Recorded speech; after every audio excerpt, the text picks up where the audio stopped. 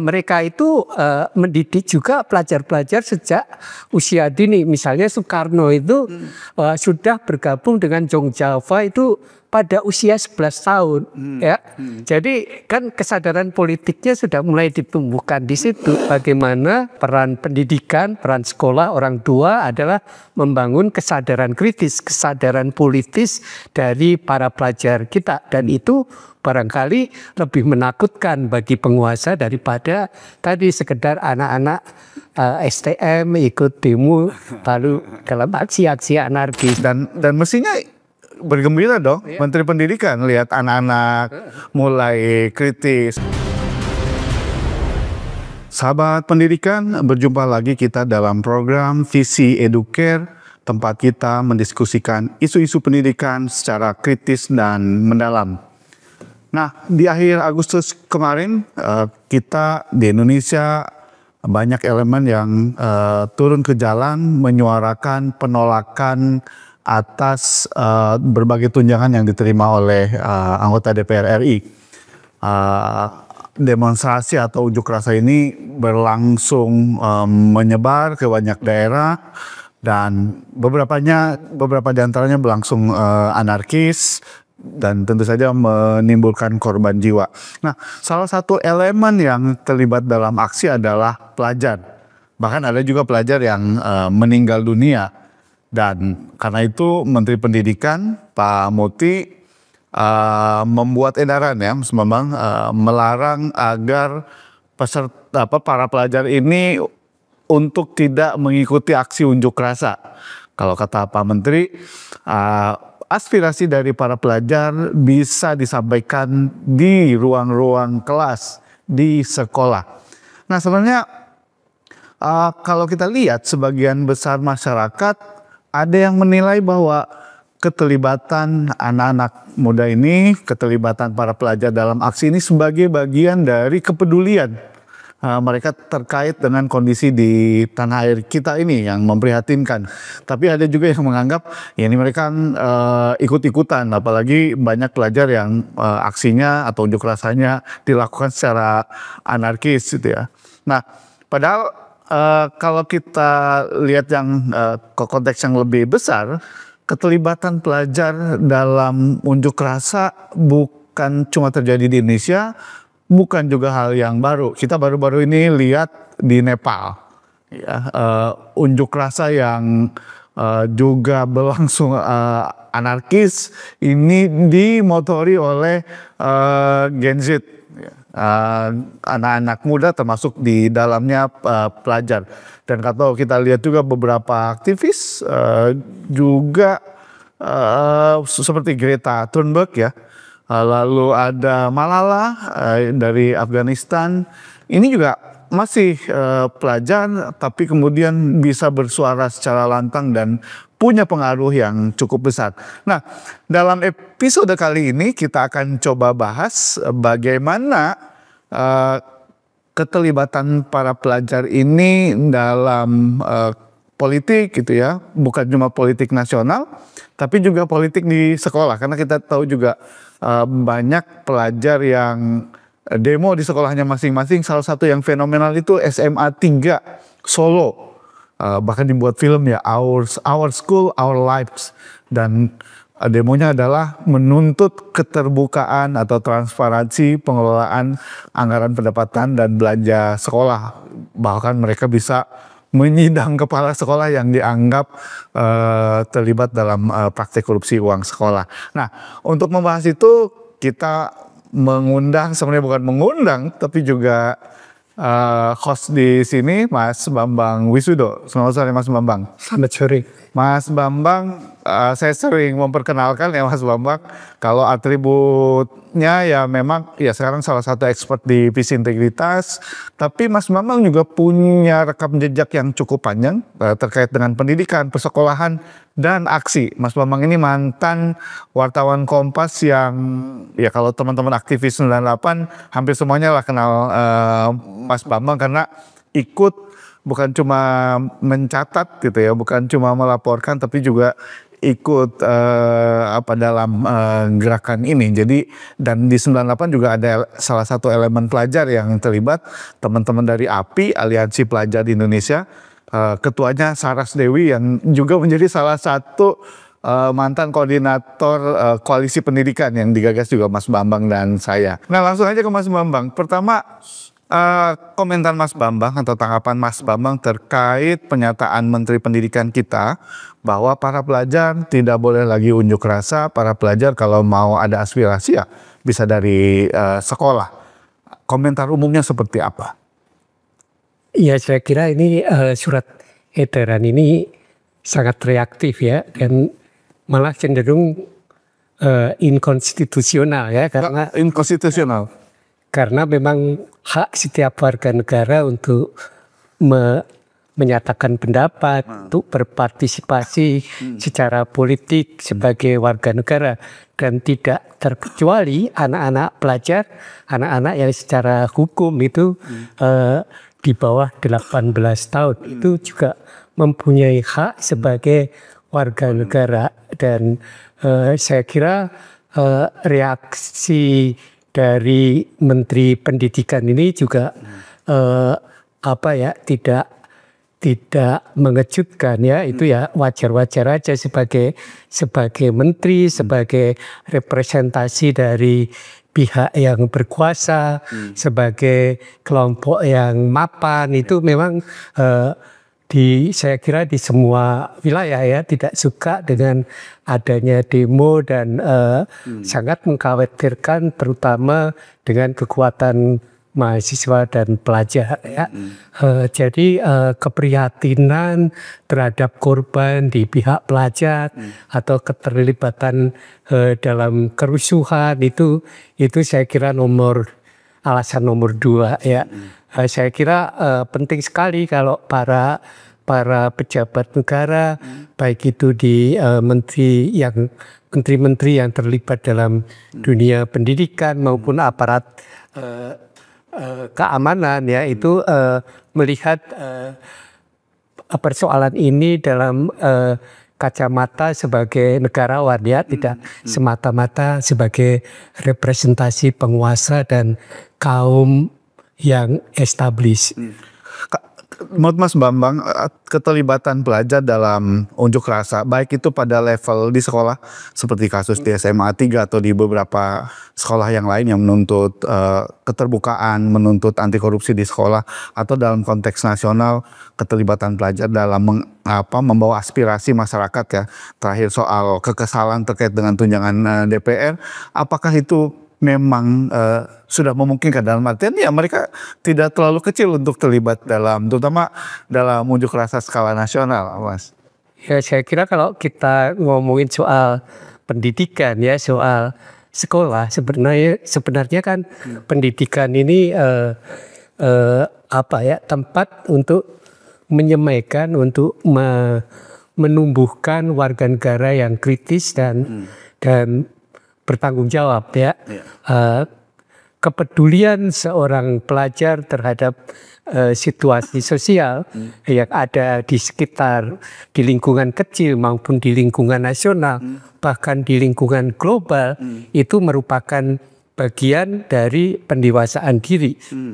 Jadi kalau mereka diharapkan menjadi warga negara yang aktif, yang kritis, warga dunia yang aktif, yang kritis, itu tidak bisa ditunda nanti setelah dewasa, setelah 18 tahun atau setelah punya pekerjaan, nggak bisa.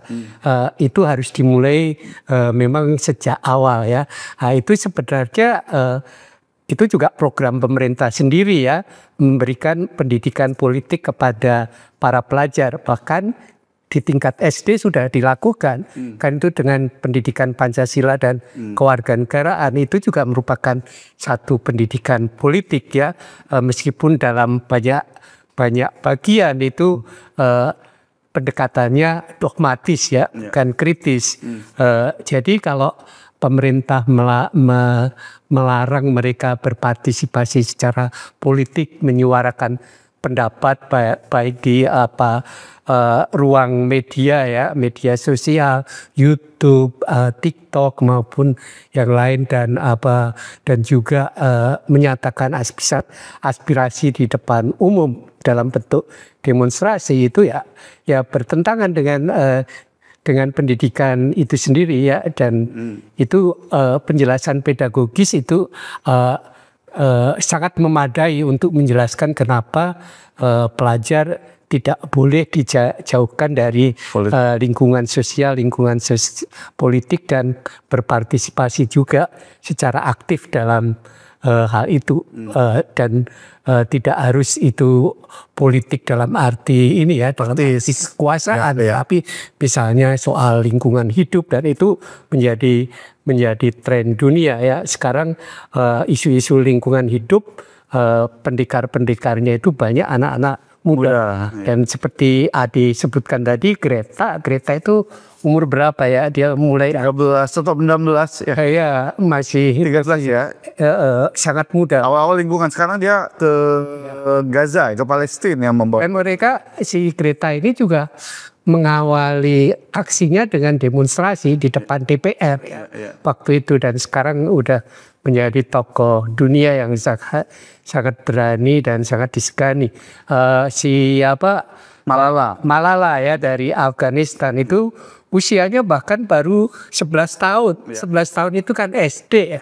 SD, tapi dia sudah cukup aktif di blog anonim di BBC yang saya baca ya, dan menceritakan tentang situasi di bawah ini ya, Taliban ya, khususnya pendidikan buat kaum perempuan ya, perempuan ya, tentang perempuan itu.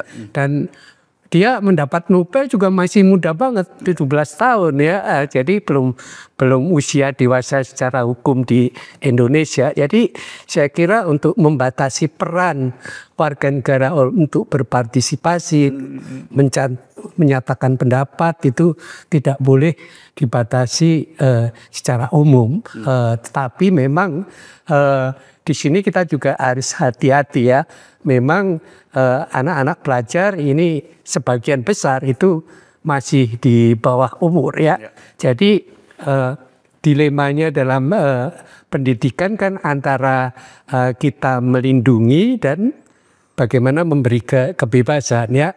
Kalau anak-anak itu sangat aktif di media sosial, apalagi aktif politik, memang bisa-bisa mereka melupakan aspek-aspek lain dalam pendewasaan dirinya ya? Dan jebakan-jebakannya juga banyak. Begitu juga kalau anak-anak pelajar ini terjun ke politik atau ikut berdemonstrasi ya, memang jebakannya banyak. Jadi masalahnya sebenarnya bukan pelajar berdemo, tetapi bagaimana mencegah, bukan mencegah ya, membuat keterlibatan pelajar dalam demo atau aksi-aksi politik ini tidak merusak, tidak membahayakan jiwa mereka. Dan ini justru yang di sini sangat penting adalah bagaimana peran pendidikan, peran sekolah, orang tua adalah membangun kesadaran kritis, kesadaran politis dari para pelajar kita. Dan itu barangkali lebih menakutkan bagi penguasa daripada tadi sekedar anak-anak STM ikut demo lalu dalam aksi-aksi anarkis. Artinya sebenarnya yang dilakukan para pelajar kita dalam konteks aksi di sekolah maupun di tingkat nasional seperti akhir Agustus kemarin ini sudah menjadi bibit-bibit bagus, dalam artian bahwa anak-anak sudah mulai peduli, anak-anak sudah mulai mau menyebarluaskan aspirasi mereka gitu. Dan apa yang dilakukan oleh Menteri Pendidikan justru bertolak belakang dengan tujuan pendidikan, yang mestinya justru yang harus dilakukan adalah tadi lebih ekspresinya atau aspirasinya tetap terjaga, tapi kemudian dididik supaya tidak anarkis dan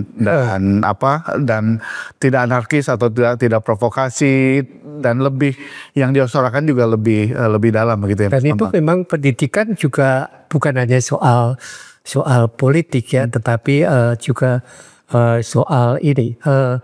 Kan sebagian besar masyarakat kita kan menengah bawah, bahkan jumlah yang miskin itu sangat besar ya. Anak-anak pelajar kita juga punya background itu ya. Mereka kan tentu dengan situasi kesempatan untuk mobilitas vertikal yang makin sempit, kecuali yang disebut nepo kids ya, anak-anak pejabat, anak-anak politisi atau itulah politisi, anak-anak oligark yang nggak ngapa-ngapain juga udah bisa kaya raya ya, nanti bisa jadi politisi, bisa ke DPR. Ini kan frustrasi ya. Pendidikan ini bagaimana merespon ini? Pendidikan harusnya bisa mentransformasi situasi ini supaya anak-anak ini punya jalan keluar ya, punya jalan keluar dari kemiskinannya, dari keterbatasan, tetapi bukan dengan cara-cara yang merusak. Itu kan sebuah kesulitan sendiri ya, di tengah sistem yang tertutup, yang buntu, tapi mereka bagaimana melakukan perubahan untuk diri sendiri, untuk kelompoknya dan untuk masyarakatnya dengan cara damai ya. Kalau bicara pendidikan kan salah satu yang mesti dibongkar kan soal realitas gitu ya Mas. Realitas ini menguntungkan siapa ya? Dan para pelajar sebenarnya sudah mulai terlibat dalam quote unquote ya, membongkar realitas ini. Misalnya soal kebijakan DPR. Kebijakannya apakah untuk kepentingan rakyat atau untuk kepentingan DPR? Persis itu ya. Dan mestinya bergembira dong Menteri Pendidikan lihat anak-anak mulai kritis, bukan malah kemudian mencegah itu ya, dengan sebenarnya agak kursif juga kan dengan mengancam sekolah-sekolah. Mestinya justru pelajar-pelajar yang terlibat dalam demo dan sekarang masih ditahan kepolisian segera dibebaskan, dan mereka bahkan menjadi narasumber di sekolahnya ya, untuk sharing tentang bagaimana sih harusnya pelajar dalam situasi seperti ini. Dan itu akan menjadi perdebatan yang bagus, dan pembicaraan kita sekarang ini sebenarnya harusnya terjadi antara pelajar-pelajar kita di sekolah yang difasilitasi oleh guru-gurunya ya. Jadi guru-guru atau sekolah yang murid-muridnya terlibat dalam demo kemarin, termasuk anak-anak yang terjebak dalam aksi kekerasan atau pengerusakan, itu justru bagaimana situasi ini diolah di sekolah menjadi pengajaran yang kritis, dan tadi mempersiapkan mereka menjadi warga negara yang kritis dan bertanggung jawab. Jadi mestinya edarannya adalah mendorong sekolah, dinas agar mendidik anak-anak ini tidak anarkis, bukan mencegah mereka untuk aksi. Tidak anarkis, lalu kemudian juga untuk memahami realitas supaya aspirasinya memang lebih mencerminkan kepentingan masyarakat, bahkan kepentingan mereka kalau di tingkat sekolah kan. Edarannya mestinya seperti itu, karena ini mestinya dianggap sebagai peluang, begitu Mas Bambang. Dan memang kerugiannya ketika pelajar ini tidak terorganisir ya, organisasinya kan baru semu ya, sebagian bisa di tingkat OSIS ya. Kalau mereka terorganisir kemungkinan besar malah tidak anarkis ya. Dan dalam sejarah perubahan di negeri kita itu selalu aja sebenarnya aksi mahasiswa, kesatuan aksi mahasiswa itu berkolaborasi dengan kesatuan aksi pelajar. Zaman kemerdekaan juga ada kesatuan aksi pelajar, ada tentara pelajar, tentara pelajar. Bahkan di Sumpah Pemuda ya, Sumpah Pemuda itu kan ada yang Java, yang Sumatera gitu ya. Di Sumpah Pemuda memang kalau kita pelajari aktor-aktornya memang termasuk di situ ada Perhimpunan Pelajar Indonesia. Betul. Itu aktor-aktornya memang sudah di atas 20 tahun ya. Tetapi kalau kita lihat pengorganisasiannya, mereka itu mendidik juga pelajar-pelajar sejak usia dini. Misalnya Soekarno itu sudah bergabung dengan Jong Java itu pada usia 11 tahun ya. Jadi kan kesadaran politiknya sudah mulai ditumbuhkan di situ. 11 tahun kan baru kelas 5, kelas 6 SD. Kemudian di kemerdekaan itu peran tentara pelajar jelas sangat besar ya. Kemudian aksi untuk yang akhirnya memunculkan Orde Baru ya, 66 itu kan juga ada kami KAPI ya, itu KAPI-nya sendiri juga banyak dipimpin oleh memang mahasiswa ya, meskipun namanya pelajar, tetapi juga ada pelajarnya. Kalau ingat dulu ada tokoh Golkar namanya Abdullah Puteh ya, itu waktu di KAPI 1966 itu usianya baru berapa ya, 17 tahun. Jadi memang baru masa SMA ya. Dan 98 Ade juga cerita ya tadi, saya nggak terlalu mengenal itu yang apa asosiasi pelajar Indonesia. Tapi kayaknya terpisah ya dari kesatuan aksi mahasiswa. Lebih dekat dengan Forkot Pamret setahu saya, karena itu beberapa elemen yang dekat dengan mereka. Tapi ya mungkin teman-teman yang 98 bisa koreksi itu. Tapi ada aliansi pelajar di 98 ini dan juga cukup punya pengaruh gitu ya. Jadi kita memang sebenarnya punya bibit, tinggal diarahkan. Tapi kalau menurut Mas Bambang sendiri, apakah sekolah, apakah dinas itu ya, apakah juga kementerian paling tidak bisa seperti yang kita bayangkan tadi, gitu ya, bisa memfasilitasi agar anak-anak ini ya bisa lebih kritis dengan kondisi sosialnya, gitu ya, bisa membongkar hal-hal yang kemudian disembunyikan. Walaupun sebenarnya kalau soal menyembunyikan soal kepentingan untuk tetap menurut kan itu kepentingan yang berkuasa kan sebenarnya, karena supaya mereka tidak di-challenge gitu ya. Bahkan di sekolah pun punya kepentingan untuk membuat agar murid-murid ini samina wa ta'na, taat gitu ya. Yang disebut sebagai murid yang baik itu kan murid-murid yang ya cuma belajar, mencatat, pulang begitu ya Mas Bambang. Nah, ya itu jelas banget dari perspektif teori kritis ya dalam memandang sekolah, dalam memandang pendidikan kan. Mereka memang ya dihegemoni dan juga dimanfaatkan untuk memelihara status quo, kira-kira kan gitu ya. Iya. Nah kalau begitu siapa yang bisa dorong ini agar pelajar ya, kalau kita bayangkan muncul misalnya dari kita anak-anak seperti Greta, anak-anak seperti Malala itu, atau dulu yang OSIS SMA 3 yang jadi pengusaha gitu ya. Apa yang mesti dilakukan? Atau sebelumnya, apakah kemudian kondisi di persekolahan kita memungkinkan untuk memunculkan anak-anak seperti itu? Ya, tugas utama sekolah, guru saya kira adalah membangun kesadaran kritis ya, kesadaran kritis termasuk kesadaran kritis dalam politik ya.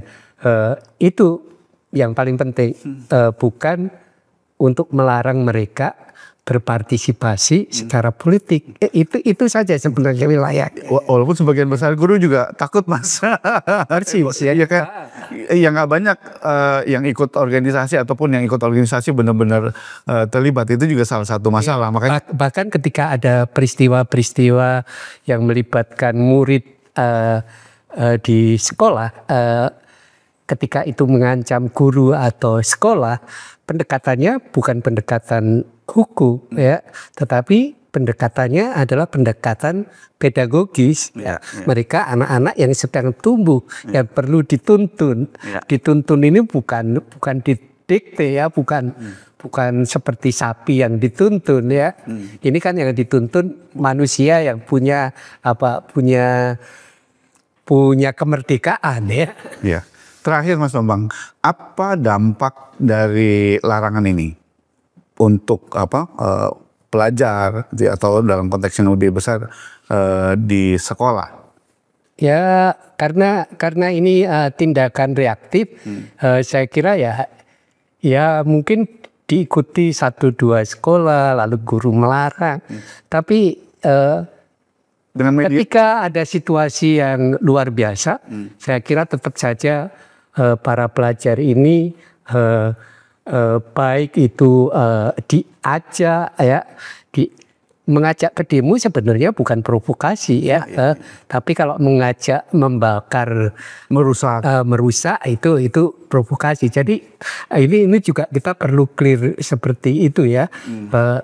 Saya kira ya bisa ini meredam sebentar, tapi kalau memang ada situasi yang khusus itu secara natural itu saya kira anak-anak pelajar, terutama anak-anak di tingkat sekolah menengah ya, kalau SD mungkin belum ya, SMP juga belum, tapi terutama anak-anak sekolah pasti akan terlibat dalam setiap peristiwa-peristiwa perubahan sosial yang besar. Justru kalau tidak difasilitasi lewat pendidikan kritis tadi gitu ya, seperti yang ideal, hal-hal yang anak-anak anarkis. Jangan dijadikan anak-anak pelajar ini sebagai pasukan ini ya, pasukan chaos. Pasukan chaos ya, dan itu terjadi ya di aksi-aksi demo ketika anak-anak STM batal itu udah pas kita demo dulu kayak membakar ya, dan itu bukan hanya di situasi demo seperti ini, tapi juga situasi konflik sosial yang pernah terjadi di tahun 2000-an seperti di Maluku, di Ambon. Itu memang anak-anak pelajar, anak-anak SMA, SMP yang ketika pas terjadi gesekan itu biasanya justru anak-anak pelajar yang dikedepankan. Mestinya tidak seperti itu. Iya, oke. Jadi bukan dilarang, tapi kemudian justru di momentum ini diperkuat, anak-anak dididik, itu soal bagaimana cara menyampaikan aspirasi, bagaimana cara bersikap kritis terhadap lingkungan sosial, ekonomi, politik, sehingga usulan-usulannya, protes-protesnya juga jauh lebih bermakna seperti itu. Oke, terima kasih banyak Mas Bambang atas waktu dan pencerahannya. Sobat Pendidikan, ini akhir dari diskusi kita. Mudah-mudahan ini bisa didengar oleh teman-teman di kementerian. Jangan juga parno lihat anak-anak pelajar terlibat, karena kalau lihat sejarah, pelajar juga punya kontribusi besar dalam kemerdekaan, kontribusi besar dalam membawa perubahan di negeri ini gitu ya. Dan ini semua sekali lagi mesti difasilitasi dalam artian anak-anak memang dididik supaya tidak chaos, supaya tidak anarkis itu ya, bahkan mestinya dididik agar ya mereka juga bisa lebih kritis melihat kondisi mereka baik itu di sekolah maupun dalam konteks yang lebih luas. Terima kasih banyak, jangan lupa like, subscribe yang belum subscribe gitu ya, atau komen, kita bisa diskusi di kolom komentar. Sampai jumpa lagi.